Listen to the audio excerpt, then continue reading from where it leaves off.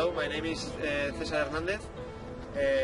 I'm 36 years old and I've been working for the past 15 years as a hockey coach in different clubs, but mainly here in Zaragoza with the Honigvogel club.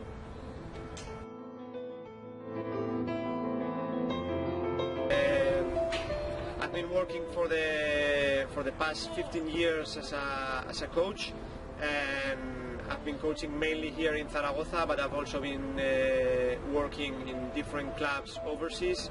I worked in 2002 for the Briars club in Sydney, Australia, and I'm also involved with different teams here in Spain. I've been working for the under-16 Spanish national team.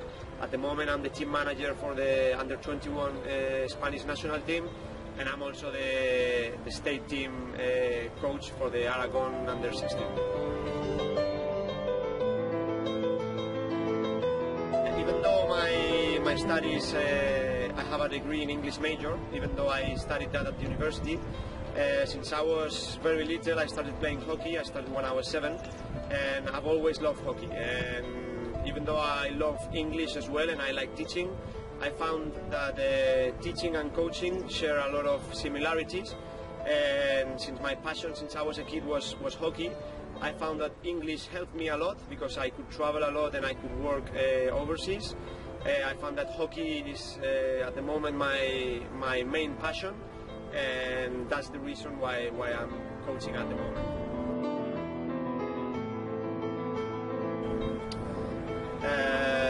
Hockey for me has been and is still very, very important. It showed me a lot of things. The most important things about hockey for me is all the people I've met through the years. Really good friends that I've met here in Spain, here in Zaragoza. My best friends are my clubmates since I was in primary school, but also I've met a lot of people all around the world. Australia, the United States, England, Germany, Netherlands. So many people that I've met, and that's why hockey has been so important to me, because of the people I've met.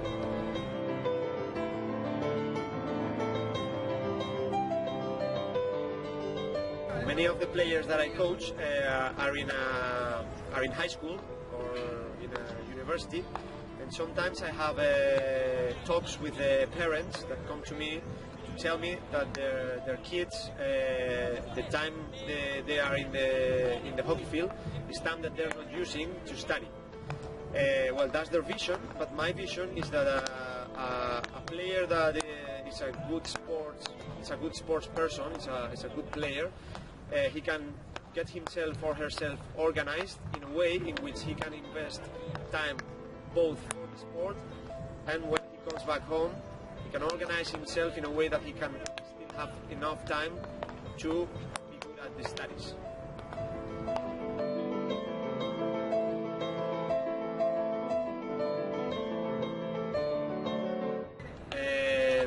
Some of these cases of players that whose parents told me that they were not studying enough time.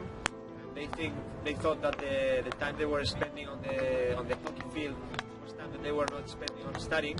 Some of those cases, some cases they have stopped playing hockey in order to focus more on studying. And in some of those cases, they have improved in their studies, but in some other cases it didn't make a difference whether they were spending more time here at the hockey field or studying. They didn't improve in their marks, and it didn't change the way they studied.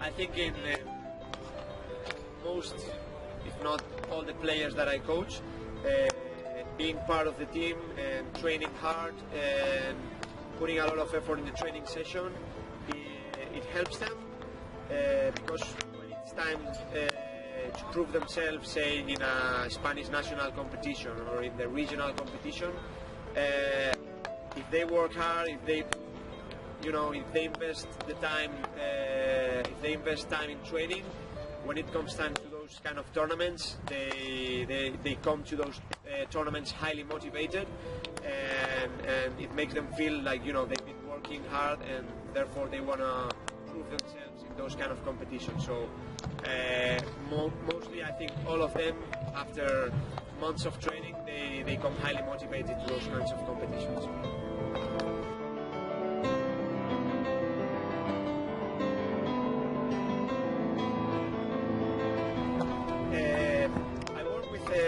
The under 21 players, the Spanish national under 21 players, and even though hockey is not a big sport in Spain, they are professionals because most of them get paid in their club teams.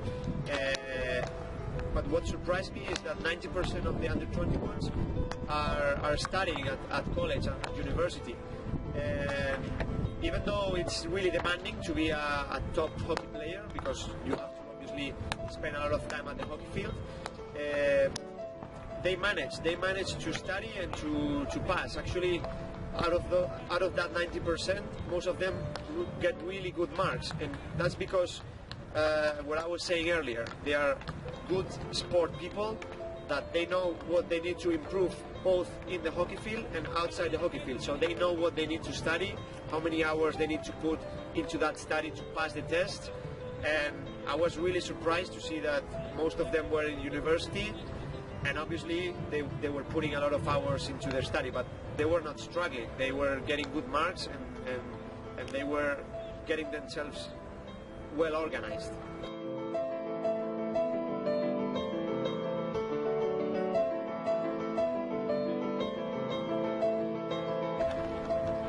Obviously there's many different cases, everybody's different, and not every person is going to be well organized or bad organized. You know, there's different kinds of people. But my advice for the parents is, by my experience, what I know through players, if a player works hard inside in the field, if he trains hard, if he knows, you know, his weaknesses, so he needs what to work on, areas to improve, if he knows those areas in the hockey field, and he works hard and he's organized in the hockey field, I'm pretty sure that that person is not only organized in the hockey field, he's going to be organized outside. So my advice is that sport helps a lot, because it helps, you know, the players and the people to get organized in a fun environment, because they're obviously having fun while they're playing a sport. But if they want to improve in this fun environment, they also need to work on certain areas, their weaknesses, you know, areas in which they need to really work hard. So if they work hard inside the field, I think that most of them, they at least they know what they need to work on outside the field, say the studies or your work or any other area.